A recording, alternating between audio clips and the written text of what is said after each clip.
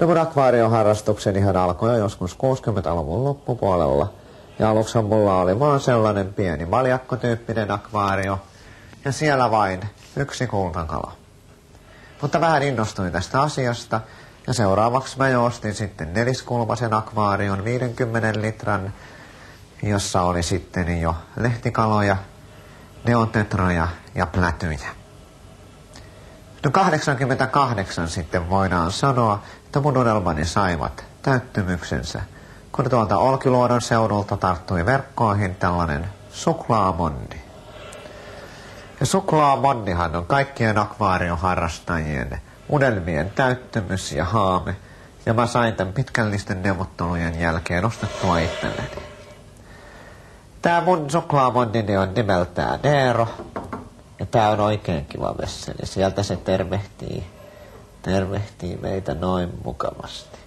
Ja jotain tällaisia perusasioita, jos halutaan mainita, niin tämähän kasvaa aivan hirveätä vauhtia. Mä joudun vaihtamaan akvaarioon noin 4 kuukauden välein. Ja luultavasti tää kaveri päättyy uima-altaaseen.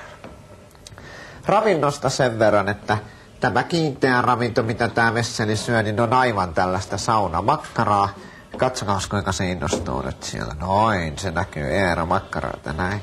Ja tätä voi aivan tänne viipaloida tätä makkaraa näin, kunhan ei ole vaan liian suolasta, että se on tärkeää. On oikein tohkeissaan tästä taas, kun meillä on tää ruokahetki.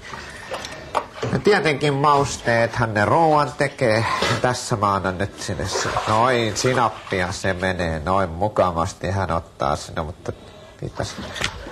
Jaa, mutta se on nyt taas tämä sama juttu, että se oli väärän merkkistä.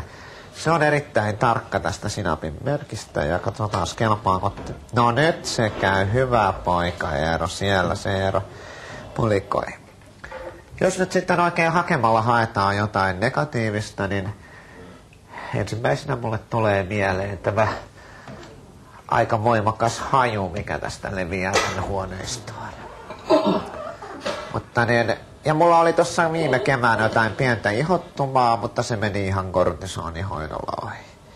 Ja tää on hirveän leikkisä. Katsokaas, kun mä yritän tässä nyt sitä peilileikkiä mä yritän tehdä.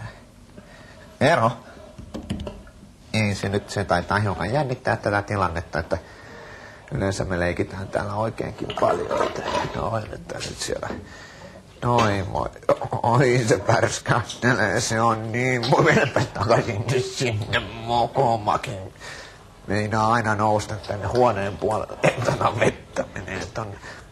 Mutta niin, kyllä mun täytyy sanoa, että kyllä tää niin mukava ja rauhoittavaa on katsella tällaista kameria, että kyllä mä oon niin onnellinen, että mä oon saanut tämän vesselin itselleni, että sitten vielä ihan lopuksi mä haluan sanoa, että jos ei ole mahdollista saada tätä kiinteätä ruokaa, niin tännehän voi aina myöskin laittaa sitten tällaista keittoa, mitä jokaisen kotona on tällaista pussikeittoa. Tää on ihan normaalia katkaropukeittoa, että tykkäästä niin kovasti. Oi. Hyvä Eero. Voi kuinka se, katsokaa kun se riehuu siellä. Eero riehuu siellä. Niin.